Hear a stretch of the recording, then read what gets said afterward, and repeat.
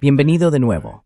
Hoy nos acompaña el profesor Saed Mohammad Marandi, profesor en la Universidad de Teherán y ex asesor del equipo iraní de negociación nuclear. Gracias por volver a estar con nosotros. Gracias, Glenn. Siempre es un gran placer estar contigo. Bien, la última vez que hablamos te pregunté cuáles serían los pasos probables en la escalada, qué podríamos esperar ver a medida que esta guerra sigue descontrolándose. Señalaste que era casi seguro que Yemen se uniría en algún momento a la guerra y probablemente comenzaría a cerrar el estrecho que da acceso al Mar Rojo. Ahora bien, esto último aún no ha ocurrido, pero Yemen acaba de entrar en la guerra.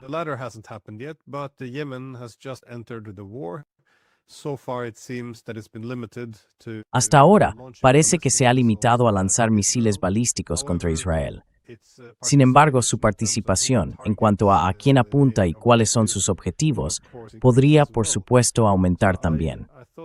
Así que pensé que un buen punto de partida sería preguntarte cómo evalúas la importancia de que Yemen se haya unido a la guerra.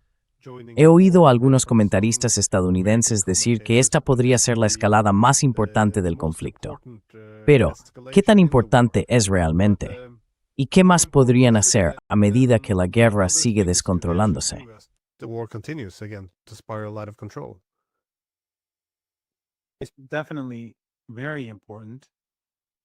Es sin duda muy importante.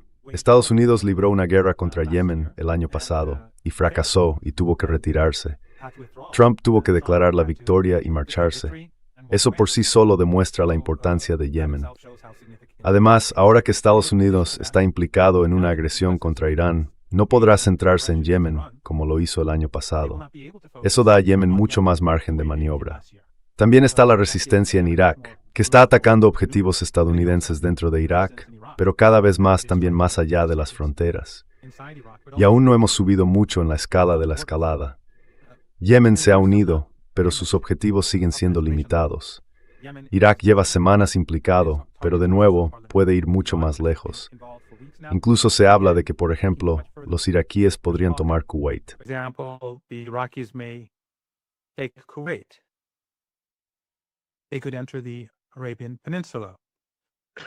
Podrían entrar en la península arábiga. Yemen también podría entrar en Arabia Saudí y, por supuesto, cerrar el Mar Rojo o atacar las instalaciones petrolíferas saudíes. Recuerda, estoy seguro de que lo haces, que durante los 7 años de guerra genocida contra Yemen, los saudíes, con el apoyo de prácticamente todo el mundo, o al menos de Occidente, bombardearon Yemen día y noche, masacrando a la población. Los estadounidenses patrullaban el Mar Rojo, creando un bloqueo de alimentos y medicinas.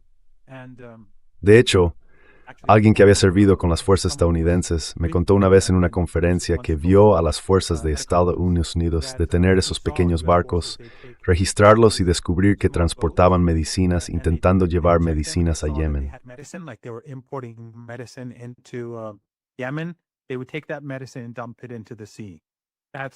Tomaban esa medicina y la arrojaban al mar. Ese era el tipo de estrangulamiento al que se enfrentaban.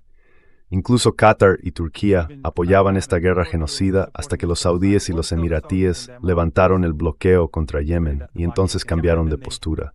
Así que, con todo ese apoyo, los saudíes aún así fracasaron después de 7 años. En última instancia, lo que llevó al alto el fuego fueron los potentes ataques de Yemen contra las instalaciones petroleras y gasísticas saudíes. Hoy, Yemen es mucho más fuerte. Podría fácilmente destruir las instalaciones petroleras saudíes y cortar por completo las importaciones saudíes desde el Mar Rojo. Puede bloquear el Mar Rojo, atacar a los israelíes y golpear activos estadounidenses en el Océano Índico.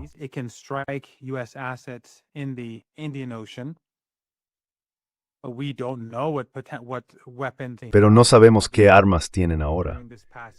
Obviamente, durante el último año han estado desarrollando sus capacidades rápidamente, igual que hizo Irán, igual que hizo Hezbollah, y Occidente siempre los subestima. Tú y yo ya hemos hablado de esto muchas veces, de cómo todo el mundo decía que Hezbollah estaba derrotado, que ya no era una fuerza importante, pero ahora estamos viendo a Hezbollah golpear con fuerza y con gran eficacia al régimen israelí. Y lo mismo ocurre con Irán. Se suponía que la guerra terminaría en un día, la primera llamada guerra de 12 días. Ahora, durante esta guerra de Ramadán, la guerra actual, pensaban que acabaría en 1 o 2 días. Y cuando eso no ocurrió, creyeron que eliminarían las capacidades de misiles y drones en solo unos pocos días.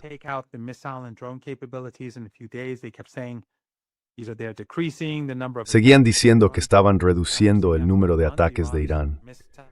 Ahora, después de un mes, estamos viendo que los ataques con misiles y drones de Irán se están volviendo más eficaces que antes, especialmente durante los últimos 10 días aproximadamente.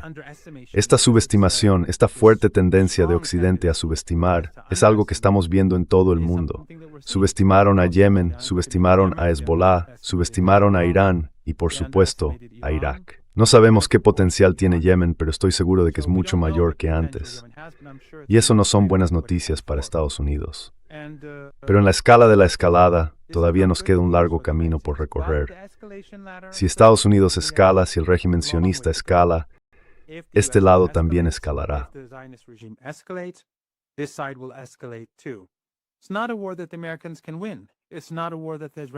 No es una guerra que los estadounidenses puedan ganar. No es una guerra que el régimen israelí pueda ganar. Y mientras hablamos, Glenn, la escasez de energía, de fertilizantes y de productos petroquímicos está aumentando literalmente minuto a minuto en todo el mundo. Así que la presión de la comunidad internacional sobre Trump y la ira hacia el régimen israelí y el sionismo bajo Netanyahu está creciendo. Y por supuesto las presiones dentro de Estados Unidos, imagino, también están aumentando. Así que los iraníes saben exactamente lo que están haciendo. Sus aliados saben lo que están haciendo. Pero aún no han mostrado sus máximas capacidades, ni mucho menos. Solo están intentando gestionar la escalada.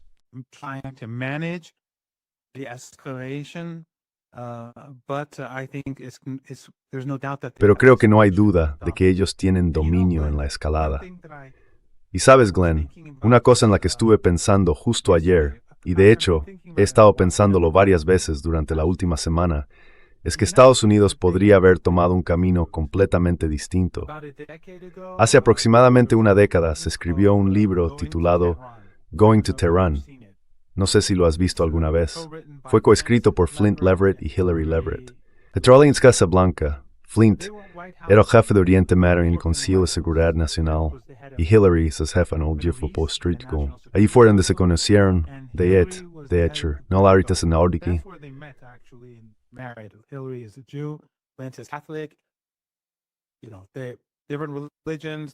Ya sabes, diferentes religiones, diferentes orígenes, justo en el centro del poder. Y luego, cuando dejaron la Casa Blanca, escribieron un libro sobre Irán, que en realidad es un libro muy bueno. Trata sobre por qué Estados Unidos tiene que llegar a un entendimiento con Irán, la República Islámica de Irán. De hecho, aconsejaría a todo el mundo que leyera ese libro. Pero si Estados Unidos hubiera seguido ese camino, no estaríamos en esta situación crítica hoy. Viviríamos en un mundo muy diferente.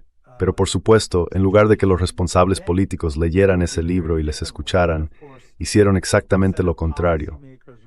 Escucharon a los sionistas, a la oligarquía, a la clase Epstein, y ahora estamos en este modo crítico.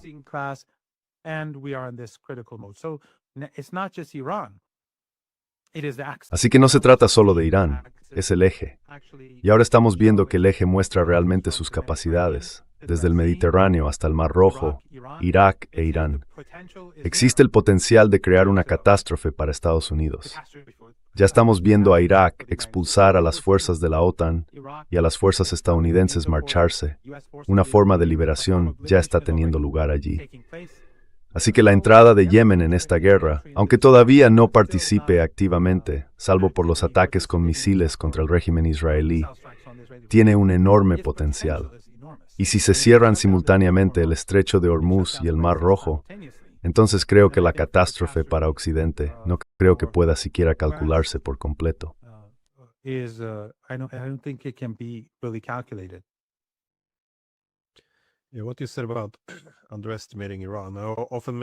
Lo que dijiste sobre subestimar a Irán, suelo señalar que este es un tema común con todos nuestros adversarios u oponentes. Siempre subestimamos a Irán, subestimamos a Rusia, subestimamos a China.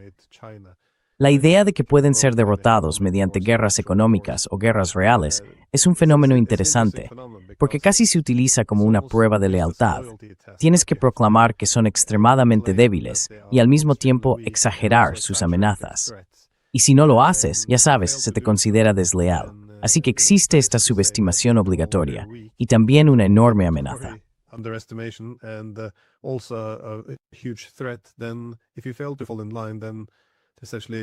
Entonces, si no te alineas, se interpreta como una señal de que estás tomando partido por el otro bando, lo que te convierte en un traidor.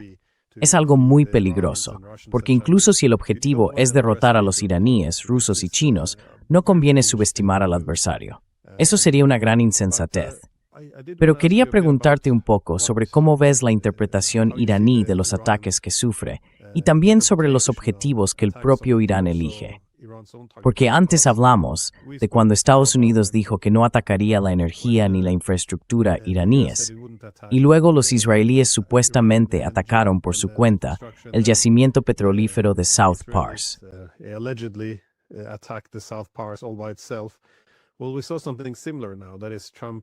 Bueno, acabamos de ver algo parecido. Trump proclamó, vamos a dar un plazo de 48 horas antes de empezar a atacar.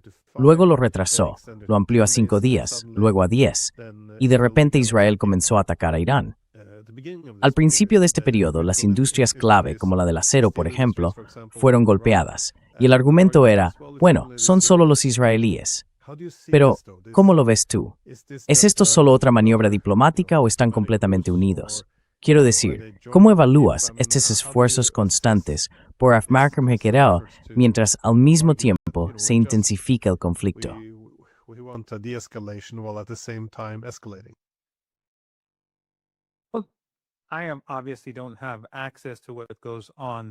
Obviamente, no tengo acceso a lo que ocurre a puerta cerrada en Estados Unidos, ni entre el personal militar aquí. Pero en general, se cree que están estrechamente vinculados y que es imposible que Israel actúe por su cuenta. Los analistas militares en Irán, oficiales retirados que aparecen en televisión o escriben en línea, afirman que es imposible que los israelíes lleven a cabo ataques sin una coordinación total con los estadounidenses, y que se trata de una operación conjunta. Así que el ataque a la instalación de gas de South Pars fue una prueba. Como los estadounidenses y el régimen israelí esperaban que Irán no tomara represalias, a pesar de que había prometido que cualquier respuesta sería mucho más dura si era atacado, pusieron a prueba a Irán.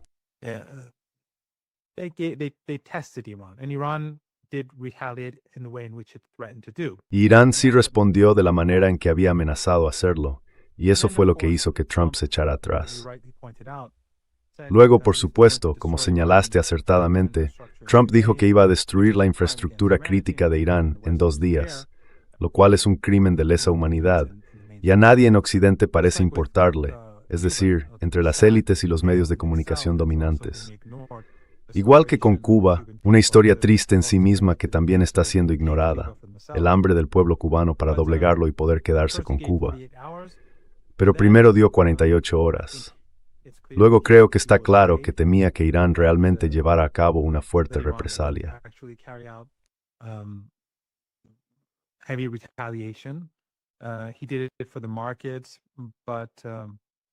Lo hizo por los mercados y por supuesto lo amplió otros 5 días, lo cual fue nuevamente para controlar el mercado y fue bastante eficaz esa semana. Hizo que el precio del petróleo bajara considerablemente. Luego, 10 días después, volvió a amenazar con bombardear la infraestructura petrolera y las plantas de energía críticas de Irán. Ese plazo también se amplió otros 10 días. Creo que eso fue básicamente por 2 razones. Una, obviamente, para controlar los mercados, porque la zarisa de Irán sería devastadora para el petróleo y el gas, y por la capacidad de los saudíes, emiratíes, kuwaitíes de export en el futuro.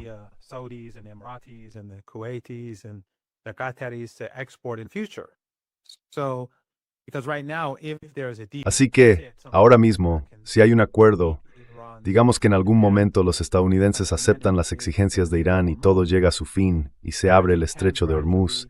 La energía podría empezar a exportarse gradualmente, aunque llevará algo de tiempo. Pero muchos de los problemas disminuirían en un año más o menos, quizá. No conozco los detalles, no soy un experto.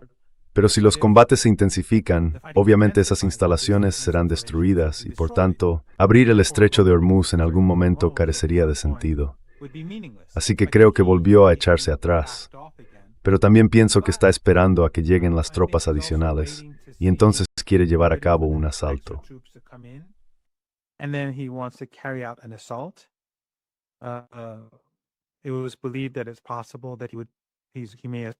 Se creía que podría llevar a cabo el ataque durante esas noches, o que podría esperar hasta que llegaran las otras fuerzas y entonces atacar infraestructuras críticas mientras lanza ofensivas para capturar territorio iraní. Así que en Irán se están debatiendo muchos escenarios diferentes. Pero creo que está claro que si hay una escalada por parte de los estadounidenses, los iraníes también van a escalar.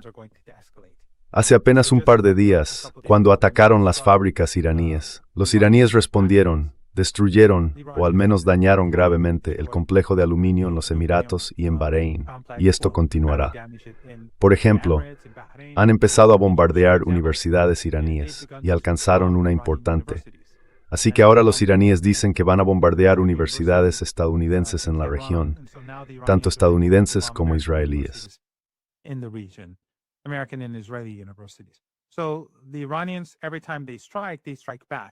Así que los iraníes, cada vez que son atacados, responden. Eso es un elemento disuasorio. Pero de nuevo, no sabemos a dónde va a llevar todo esto, porque Trump cambia constantemente de opinión. Justo después de decir vamos a esperar 10 días, no atacó la infraestructura eléctrica ni las centrales de energía, pero están atacando fábricas e infraestructuras clave en Irán. Así que no hay, ya sabes. Y esto refuerza aún más el argumento entre los iraníes de que simplemente no pueden llegar a un acuerdo con Trump. No es posible, porque hoy dice una cosa y mañana hace otra. Igual que con el JCPOA, un compromiso de Estados Unidos, lo rompió. Igual que durante la guerra de 12 días, cuando estábamos negociando, pero él conspiraba en secreto contra el país. Esta guerra es igual. Estamos negociando.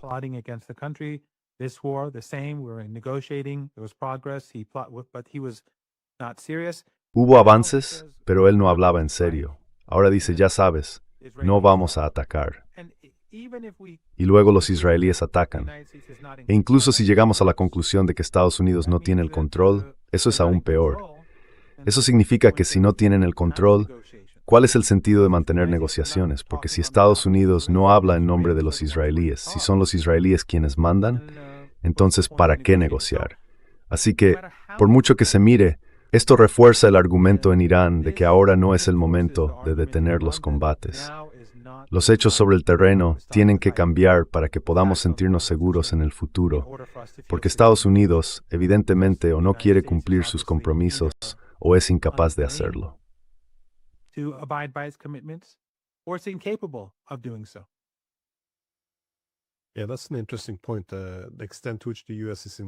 Sí, ese es un punto interesante. ¿Hasta qué punto Estados Unidos tiene el control?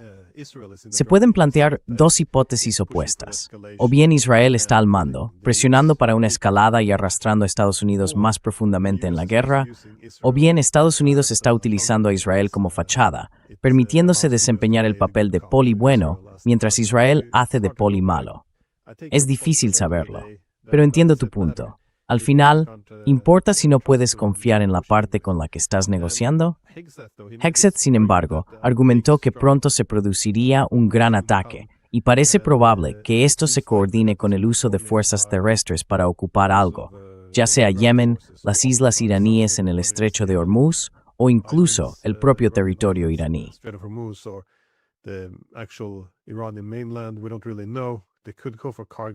Realmente no lo sabemos. Podrían ir a por la isla de Karg. En este momento no está nada claro. Pero al mismo tiempo, vemos que de todos los estados del Golfo, son los Emiratos Árabes Unidos los que parecen mostrar con más fuerza su intención de unirse a la lucha contra Irán. Me pareció interesante porque los EAO reclaman 3 islas iraníes que Irán tomó en 1971. Y esas islas podrían ser cruciales en el futuro para que Estados Unidos controle el estrecho de Hormuz. Así que los estadounidenses dicen, tenemos que controlar el estrecho de Hormuz. Los EAOs poseen o reclaman esas islas, lo que permitiría a Estados Unidos hacerlo.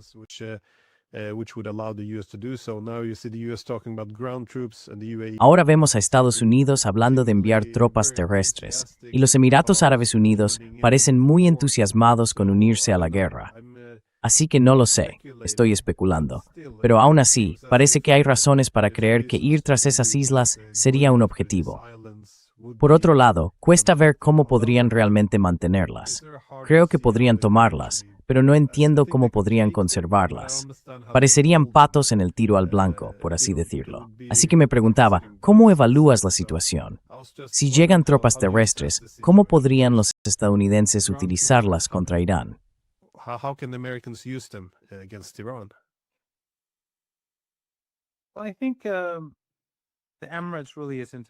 Bueno, creo que los Emiratos realmente no son importantes. Ninguno de los regímenes árabes del Golfo Pérsico lo es. No son capaces de luchar.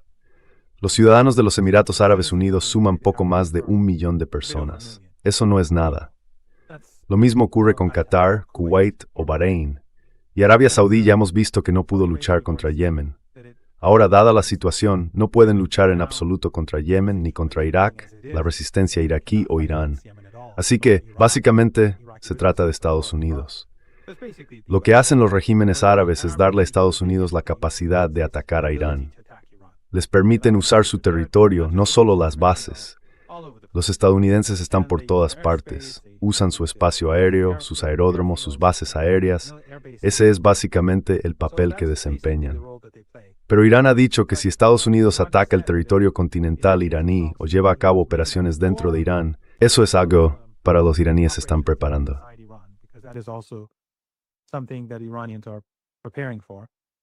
De hecho, algunas personas lo creen.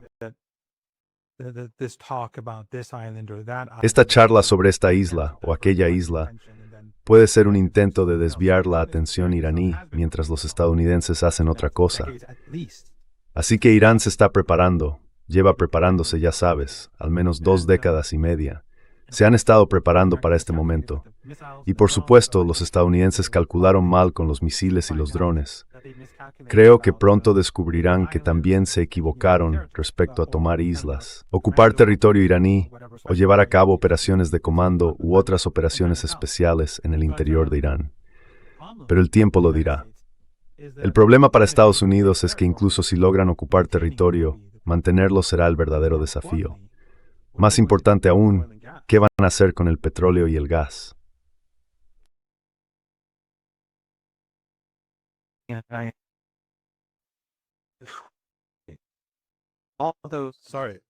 Perdón por interrumpir. Decías, ¿qué harán con el petróleo y el gas? Y luego se cortó. Vale, déjame repetir eso. Sí, editaré esa parte. De acuerdo. I'll clip it away.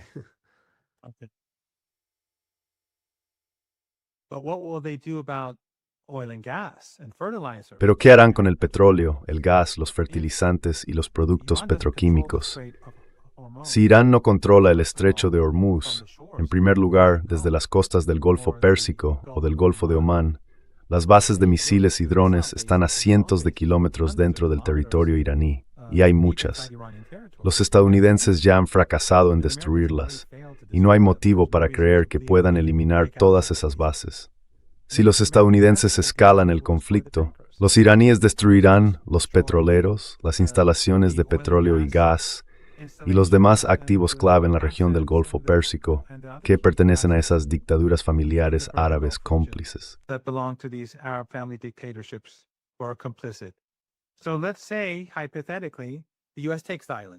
Así que digamos, hipotéticamente, que Estados Unidos toma algunas islas o territorios, o lleva a cabo operaciones contra una base de misiles o una base de drones, con éxito o fracaso, da igual. Eso no va a abrir el estrecho de Hormuz, y tampoco va a impedir que Irán destruya y se vengue al mismo tiempo. Así que supongamos que de algún modo logran abrir el estrecho de Hormuz, cosa que no veo posible. Cuando no haya GNL ni petroleros, ¿cuál es el sentido? El precio del petróleo subirá a $200 por barril y entonces veremos un colapso económico. Y esto es algo que habíamos previsto. Mucho antes de esta guerra, yo ya decía que todo esto ocurriría. Y I was saying that all this would happen. And oh,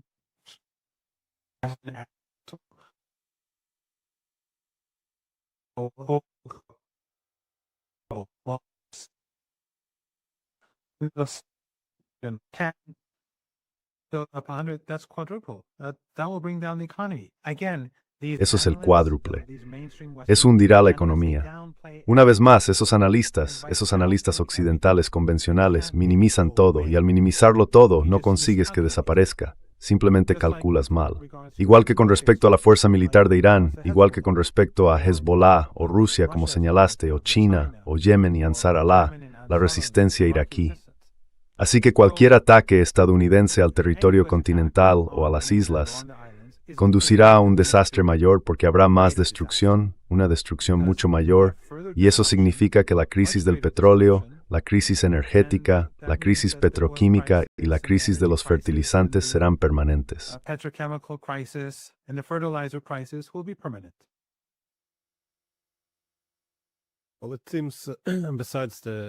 Bueno, parece que además de la presión económica, con la que estoy muy de acuerdo, esta solo crecerá a partir de ahora y también puede intensificarse.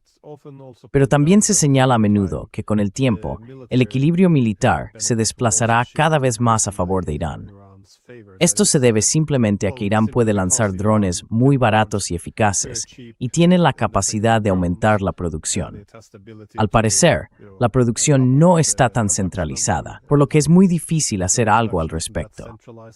Irán seguirá teniendo un acceso masivo a estos drones baratos, mientras que los estadounidenses se ven obligados a usar sus costosos misiles interceptores de millones de dólares, de los cuales tienen pocos. Son caros, y aunque tengan el dinero para invertir en ello, en realidad no tienen la capacidad de producción.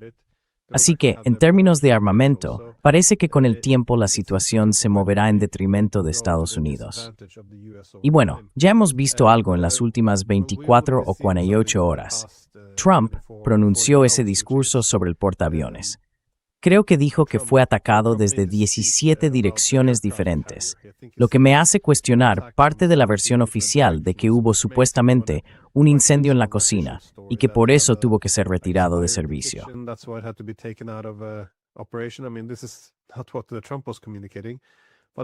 Quiero decir, esto no es lo que Trump estaba comunicando. Pero también vimos en las últimas 24 a 48 horas la destrucción de un A3 Sentry AWACS, el radar volante de Estados Unidos, que es indispensable en el campo de batalla, y no tienen tantos. Al menos no lo suficientes como para permitirse perder uno. Uno de estos fue destruido en una base estadounidense en Arabia Saudí. Además, algunos aviones cisterna K-135 fueron alcanzados. Esos son importantes para repostar cazas o bombarderos, ya que deben mantenerse a una distancia segura de Irán. Entonces, ¿cómo ves esto? ¿Cómo lo interpretas en el campo de batalla? ¿Ves a Estados Unidos volviéndose más vulnerable? ¿Y qué esperas ver en las próximas semanas? Porque ya sabes, especialmente el Sentry AWACS, es una pérdida muy dolorosa para Estados Unidos.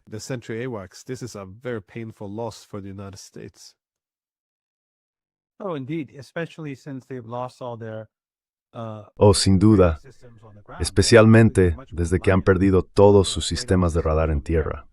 Ahora dependen mucho más de los sistemas de radar aéreos. Creo que la cuestión clave aquí, Glenn, es que los estadounidenses y Occidente han calculado muy mal las capacidades de misiles y drones de Irán. Pero si entran en el campo de batalla terrestre, no parecen reconocer que las defensas de Irán se desplegarán utilizando armas que no tienen nada que ver con los misiles y drones que ya se están empleando. En otras palabras, además de esos misiles y drones que apuntan a los estadounidenses, habrá una serie de otros sistemas de armas y unidades militares que tendrán como objetivo a Estados Unidos, con todo tipo de misiles dirigidos a sus helicópteros, sus comandos y sus posiciones en el campo de batalla.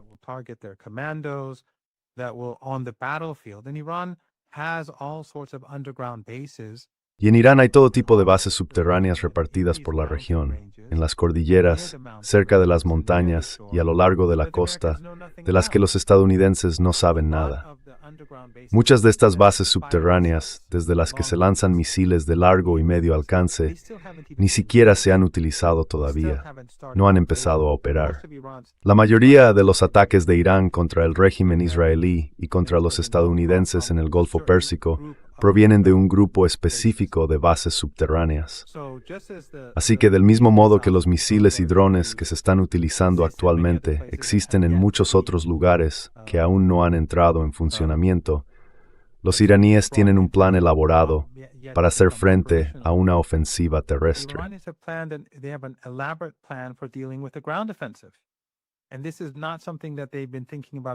Esto no es algo en lo que hayan estado pensando solo durante los últimos meses. Es algo que han estado planeando durante los últimos 25 años. Así que cuando entren, ¿quién sabe qué tipo de armas tienen los iraníes para apuntar contra los invasores? Y por supuesto, eso solo va a movilizar a los iraníes en su contra. Y luego Glenn, y de nuevo esto es solo una hipótesis, pero creo que es un argumento serio. ¿Qué pasaría si las fuerzas iraquíes, mientras los estadounidenses intentan invadir territorio iraní, si las fuerzas iraquíes e iraníes se desplazaran hacia Kuwait y el norte de Arabia Saudí? ¿Y si Yemen entrara en Arabia Saudí desde el suroeste? Entonces, ¿qué harían los estadounidenses?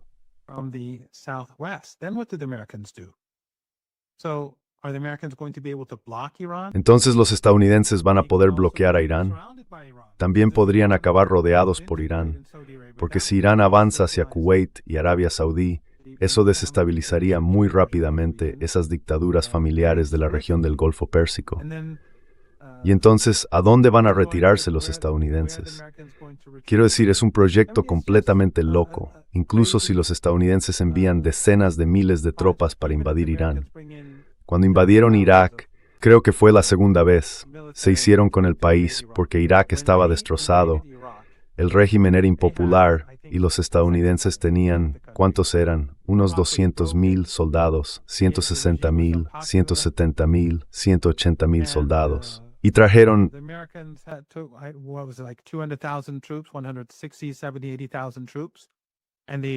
tanques pesados y trajeron de todo a la región.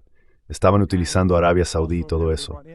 En realidad, el único país de la región que se opuso activamente a la intervención estadounidense en Irak, a la invasión de Irak, fue Irán. El líder de Hezbollah habló en árabe en múltiples ocasiones contra la guerra diciendo, queremos libertad de este tipo, de Saddam. Pero también dijo que fuera lo que fuera Saddam, Estados Unidos no tenía ningún derecho legítimo a invadir. Así que todos esos países estaban ayudando a Estados Unidos a invadir Irak en aquel entonces.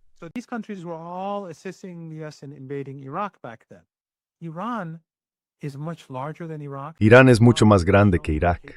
Irán ha demostrado de lo que es capaz, y su territorio es montañoso, a diferencia de Irak, que era una llanura. No hay comparación posible. Así que Estados Unidos, con unas pocas decenas de miles de tropas, no podrá hacer nada. Pero de nuevo, los iraníes pueden flanquearlos. Los iraníes, los iraquíes y los yemeníes podrían entrar en la península arábiga. Así que, si las cosas se ponen realmente mal, si la escalada aumenta, uno puede imaginar todo tipo de situaciones que antes nadie había considerado. Pero creo que ahora todas son bastante posibles.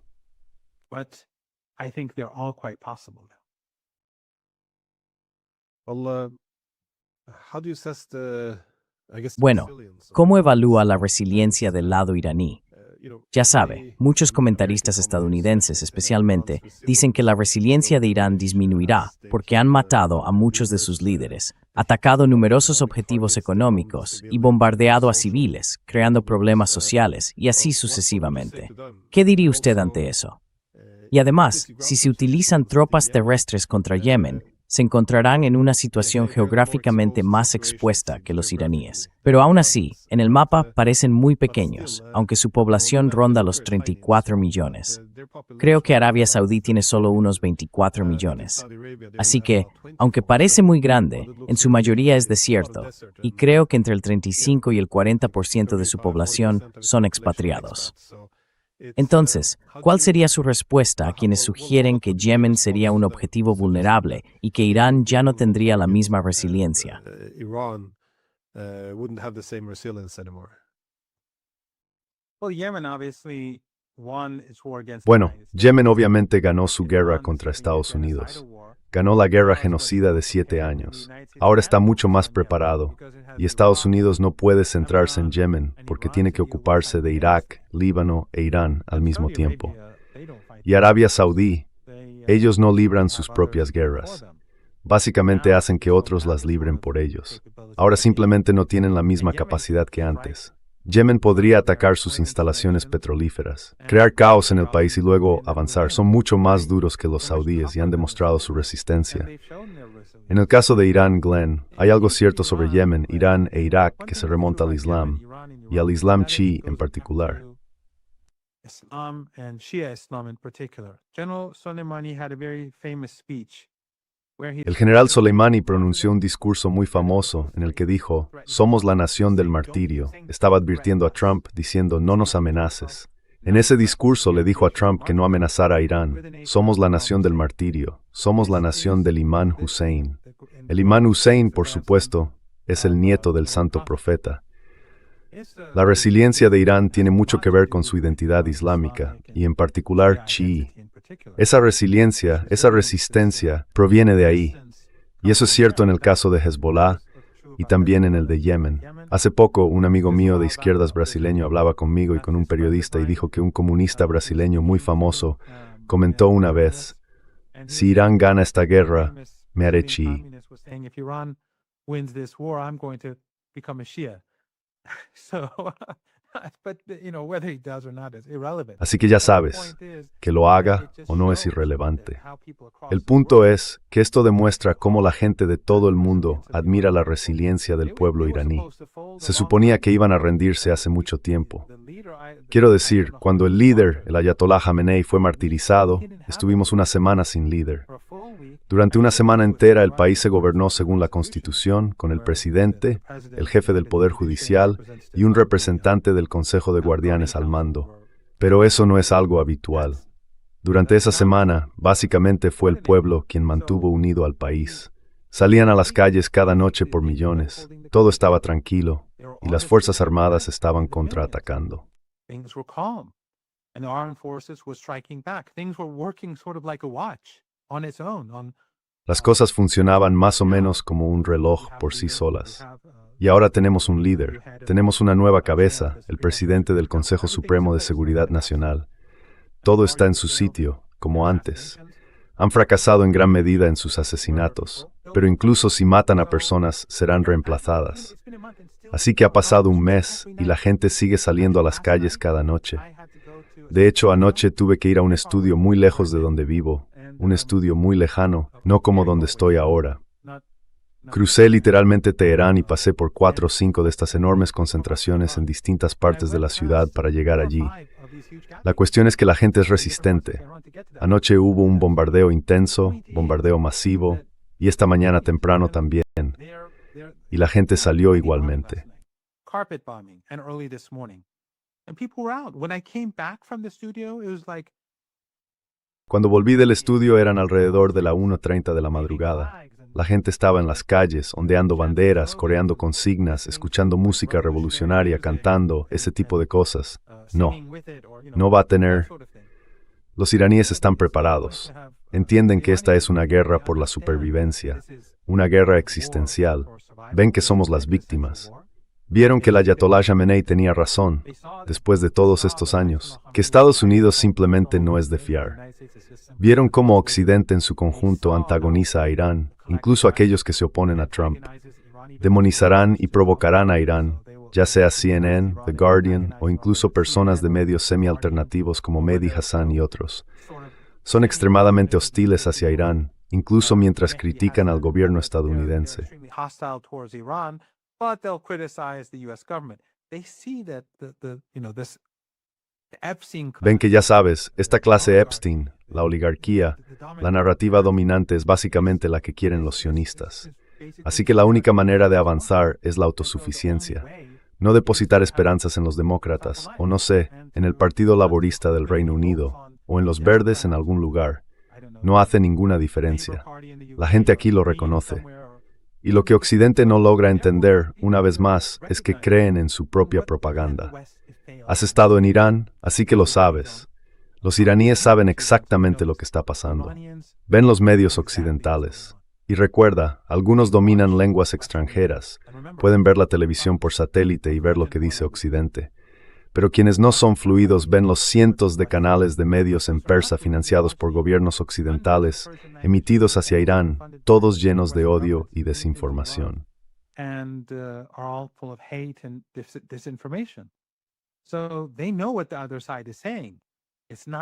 Así que saben lo que dice el otro bando. No es como si fuera una sociedad cerrada, pero a pesar de eso están en las calles. A pesar de eso, cuando no tuvimos un líder durante una semana entera, todo estuvo tranquilo. Ahora mismo se puede caminar por las calles de Teherán, una mujer sola, a las 12 del mediodía, a la 1 de la madrugada, y sentirse bastante segura. No digo que no haya posibilidad de, no sé, un robo, pero se puede sentir bastante segura. Así que ese análisis se basa en su propio modelo de propaganda, en la información que proviene de su modelo de propaganda, de sus narrativas, igual que las capacidades militares de Irán, igual que Hezbollah. Quiero decir, Hezbollah es el mejor ejemplo de todos. Se nos dijo que, tras la caída de Siria y el control estadounidense de Siria, tenemos soldados estadounidenses en Damasco, en hoteles de Damasco, mientras tú y yo hablamos ahora mismo.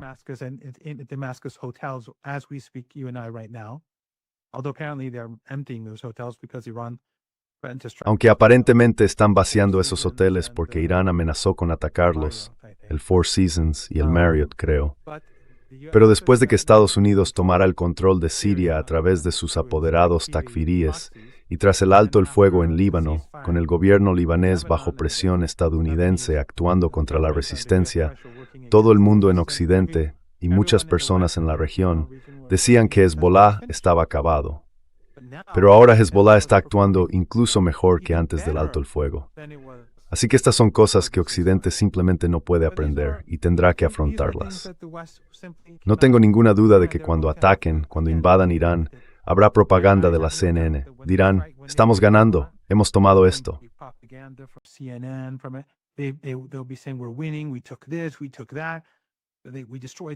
Tomamos eso, destruimos este lugar y destruimos aquello.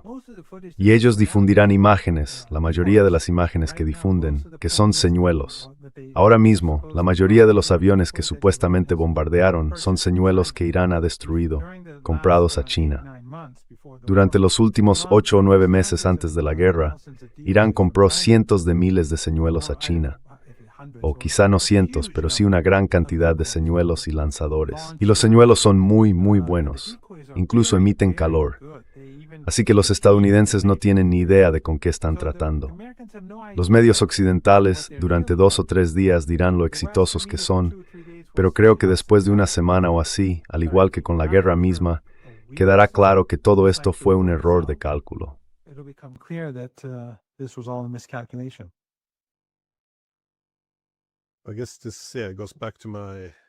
Supongo que esto nos devuelve a mi punto inicial, que este es un problema clave con la tendencia no solo a exagerar la amenaza, sino también a exagerar la debilidad de los adversarios. Porque a menudo se llega a la conclusión de que, bueno, hay que hacer algo. Son una amenaza abrumadora, pero también son débiles, y si simplemente tenemos la voluntad de presionar un poco, entonces toda la casa de naipes se vendrá abajo. El problema es que, cuando eso no ocurre, se acaba en el caos. Solo por trazar un paralelismo con los chinos, cuando la industria de los semiconductores no se derrumbó después de, cuando las industrias tecnológicas no se derrumbaron tras perder el acceso a los semiconductores, o cuando Rusia no se derrumbó después de enviar armas e imponer sanciones, o Irán tampoco, uno se queda en este vacío estratégico, porque esa era esencialmente la única carta que quedaba por jugar.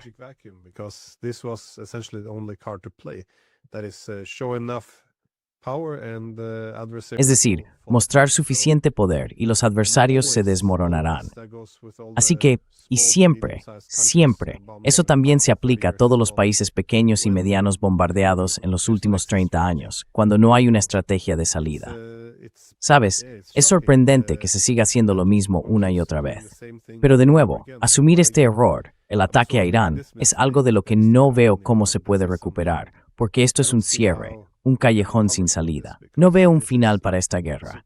Supongo que preguntaría, ¿ves alguna otra posibilidad, aparte de que Estados Unidos obedezca, supongo, las exigencias iraníes?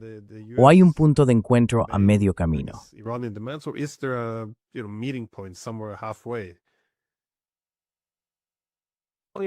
Bueno, habrá que satisfacer las exigencias iraníes. Cómo se satisfagan, cómo se negocien, es otro asunto. Hay cosas de las que Estados Unidos podría desentenderse y decir, no tuvimos nada que ver con esto. Por ejemplo, Irán exigirá reparaciones y Estados Unidos dirá, nunca les daremos reparaciones. Pues bien, Irán puede obtenerlas de los Emiratos, los saudíes, los kuwaitíes y los cataríes. Así que eso no será un problema para Estados Unidos. Irán no permitirá que Estados Unidos utilice la región del Golfo Pérsico como plataforma para invadir o atacar a Irán.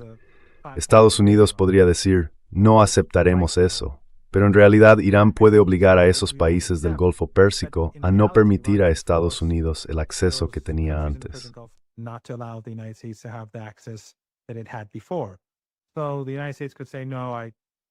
Así que Estados Unidos podría decir, no, sigo allí y voy a permanecer allí. Es decir, Irán no tiene problema con que estos países mantengan relaciones políticas o comerciales con Estados Unidos. El problema es servir de plataforma para asesinar iraníes y destruir bienes e infraestructuras iraníes. Así que hay cuestiones que pueden resolverse sin que Estados Unidos se vea humillado. Pero también hay líneas rojas, cosas que Irán tiene que hacer. Por ejemplo, los aliados de Irán en LAN formarán parte del acuerdo, no hay duda de ello. Hezbollah tendrá que beneficiarse de él. Yemen tendrá que beneficiarse de él. Los palestinos tendrán que beneficiarse de él. Los iraquíes tendrán que beneficiarse de él.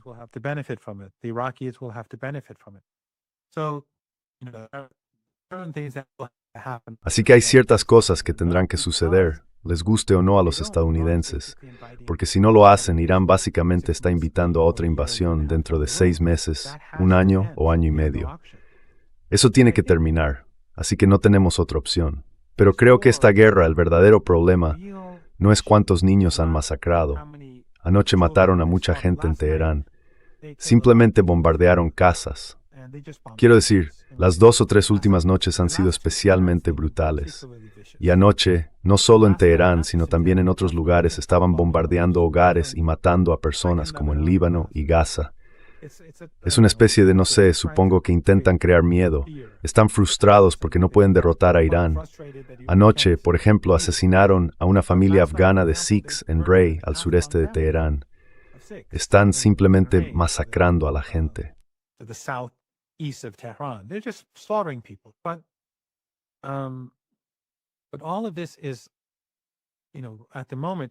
Pero todo esto, ya sabes, por el momento es costoso y está ejerciendo presión sobre el ejército y sus recursos. Pero eso, creo, es algo secundario. Irán puede destruir activos estadounidenses. El verdadero problema son el petróleo, el gas natural licuado, los productos petroquímicos y los fertilizantes. Ahí es donde Estados Unidos está en serios problemas. Si los precios se disparan y Yemen también ataca instalaciones saudíes, entonces no creo que la guerra sea sostenible. Estados Unidos tendrá que detenerse, porque habrá una depresión económica, y creo que habrá una grave agitación interna en el país. También pienso que Estados Unidos no tendrá el dinero para mantener la guerra.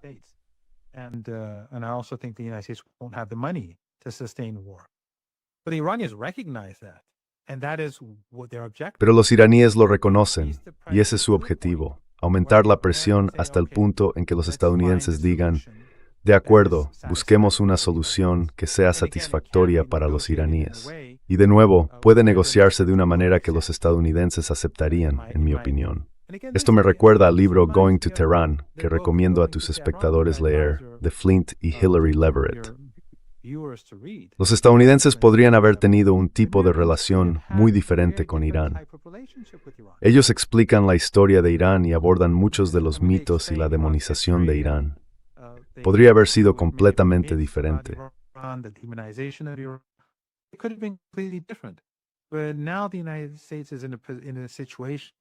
Pero ahora Estados Unidos se encuentra en una situación que solo va a empeorar para todos. Bombardear Irán con la esperanza de que su población se someta no ha funcionado antes y no va a funcionar ahora. Y el tiempo no está, esto es algo que los iraníes entienden muy bien, del lado de los estadounidenses. El tiempo está del lado de los iraníes, porque cada minuto aumenta la escasez de energía, productos petroquímicos y fertilizantes. Cada día va a empeorar más. La próxima semana, supongo que los mercados empezarán a reflejarlo. Y luego, la semana siguiente, creo que después de eso, diferentes personas dicen cosas distintas, pero dentro de 3 semanas dicen que la situación va a ser muy crítica.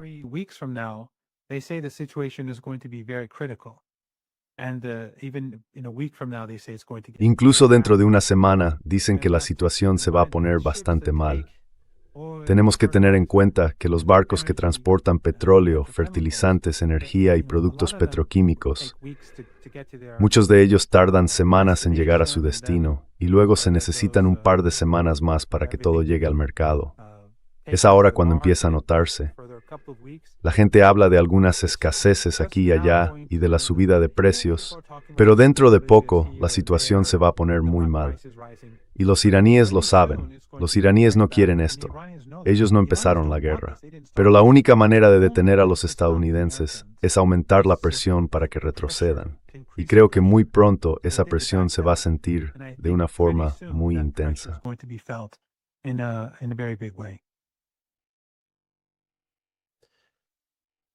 Bueno, gracias por tomarse el tiempo para apurar a otros. Y sí, cuídate. Stay safe. Thank you, Glenn. It's always a pleasure being with you. Gracias, Glenn. Siempre es un placer estar contigo. Espero y rezo por días mejores para todos. Sé que personas de todo el mundo, muchas personas me contactan y me dicen que están rezando por los iraníes.